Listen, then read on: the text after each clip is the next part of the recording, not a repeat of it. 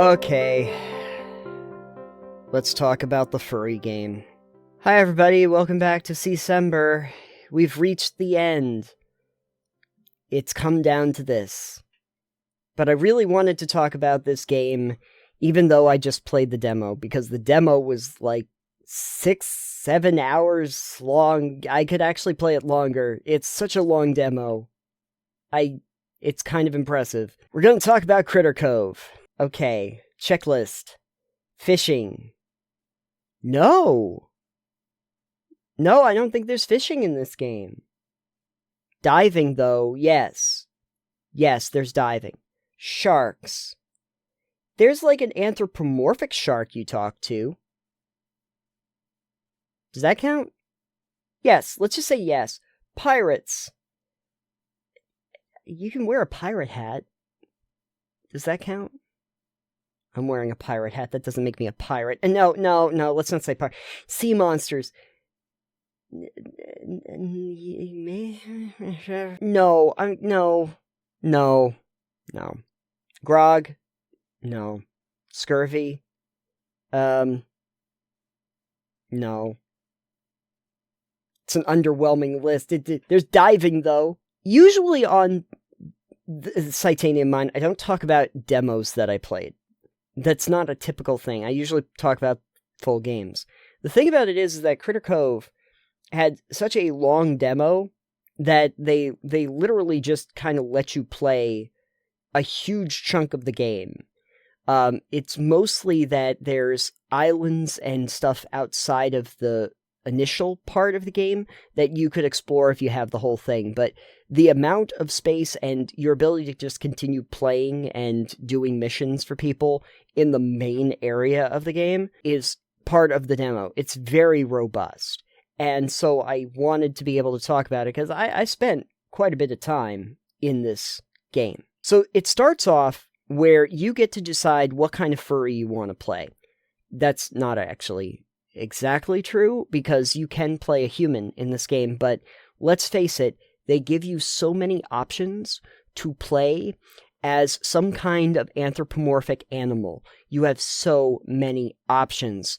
And so obviously I made my character Tony the Tiger, a legally distinct version of Tony the Tiger, but sort of in the same vein. Also, my version of Tiger has a pirate hat. So that's not a copyright infringement, right? The idea behind Critter Cove is that you have come to a cove that's full of critters, and it's kind of run down, and they'd like to move in and get some houses, and you'd like to have a little house there too, and you're expecting some tourists to eventually come by and explore your island, like you're setting up like an island resort for people to enjoy, and so you have to go and collect a bunch of resources out in the wilds, and you get to build this place up, and maybe you get to grow crops. You know, it's a cozy game. But the thing about it is, Critter Cove shares a lot more DNA with a game like Animal Crossing than it does with Stardew Valley. Like, for instance, you have a health and a stamina meter, but you don't really have to worry too much about those. There's not, like, a lot of enemies that you're fighting in the game. I mentioned the diving part before, but there's no creatures under the water that are going to attack you. Mostly, if you're losing health, it's because you fell off something high. That's pretty much it. Or you've run out of breath underwater, and now your health starts to deplete. Of course, at a certain point, you just get an oxygen mask and can take tanks with you, which vastly decreases your worries when you're diving underwater. Your stamina meter is there, but you can replenish that with a wide variety of food items, and it's not real difficult to make those or keep them in your inventory, so these are kind of just like trappings of a genre that are not particularly detrimental to your experience in the game. They're not going to really limit you overall. Generally, what you're trying to do is get a bunch of equipment together so that you can manufacture stuff like boards or cogs that you can use to make new equipment. You eventually get looms and forges and stuff like that. And this is all basically to fix up the town. Wouldn't that be nice? You can open up stores, there's a cafe to open up, tons of fun stuff. And of course, there's exploration. You do get the day-night cycle like you have in a lot of these games, but it's not really limiting. You don't have to go to sleep. The only reason why you would is to replenish things like your stamina by taking rests. And you don't really have to do that if you have the food items. So it is very much a game where it encourages you to just stroll, just explore. Just staying out isn't going to intrinsically cause you to lose stamina and health. So why not just have some fun, go on jaunts, look around? There's a variety of anthropomorphic characters that you get to interact with that will give you some nice little quest lines so that you can help them on their various endeavors. Set them up with their shops, their jobs, their houses, etc., and then they'll tell you how to do new things in the game and make new things and expand your repertoire. This is very much in the look and feel of Animal Crossing, as I said. This is far more that than anything else. Now, one of the unique aspects to this that you would not get in an Animal Crossing is the diving portion, where you get to explore the wreckage of previous civilizations that are just like underneath the waves. And of course, as you can probably remember from my checklist, I did say that there are not sharks. In fact, there are no like things that attack you under the water. But that did not stop me from being very trepidatious going into the water to begin with, because usually in games where they give you water, my initial impression is, oh yeah, something's going to try attacking me, isn't it? And luckily, nothing did. So, I guess small victories abound. The underwater portion of this game looks really great. This has a wonderful visual aesthetic to it that proves to be like inviting and shiny, more cartoony in its presentation, in almost every aspect of it. And this translates to the underwater environments, where you're exploring like old garages and hotels that have sunk into disrepair, which you can use in order to, disassemble certain parts, which gives you new schematics. You tear apart enough of these fences, you learn how to make a fence. You tear apart enough of these dilapidated lampposts down, you learn how to make lampposts. And then you can put them up all over the town if you'd like. Sailing from island to island will also allow you to pick up some of these new residents of the town. And something that I think is really colorful and fun is your little dinghy that you get to take with you. It's a bathtub, faucet handles on the front of it. It's cute. It's a nice aesthetic.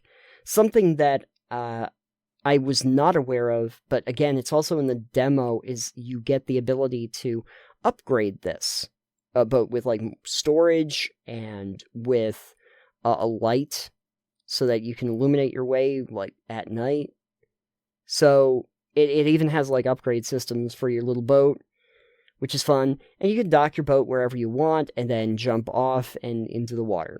Critter Cove is the kind of game that you don't necessarily know if you're going to engage with, and then 3 hours pass by and you go, oh, I'm still playing this game. I think that's why the demo is so deceptive, because when I saw that it was a demo and I saw the look and everything, I was like, oh, this might be something I'm into.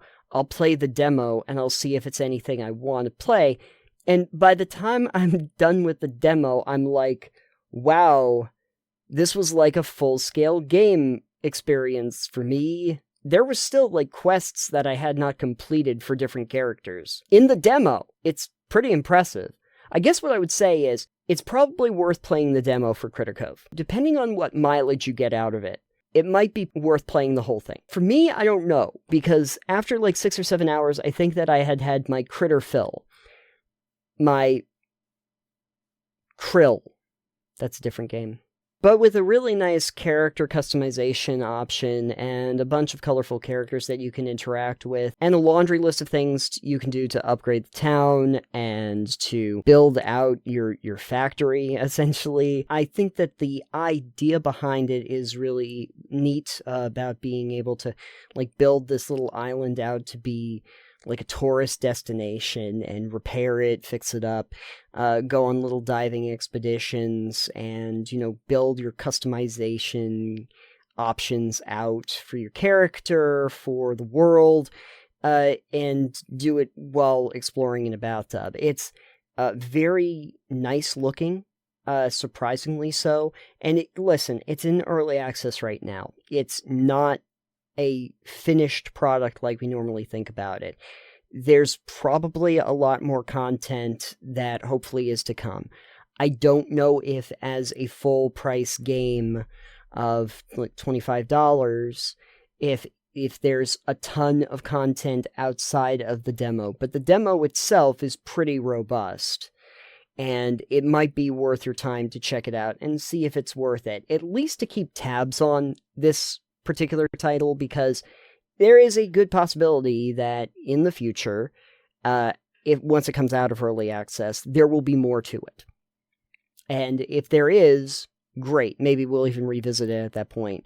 But to see what they're doing with it, and to see if you like it, it's probably worth playing the demo. It's much longer than you normally think it's going to be. And frankly, I think that it's the kind of thing that if you have liked Animal Crossing in the past, you will probably enjoy this.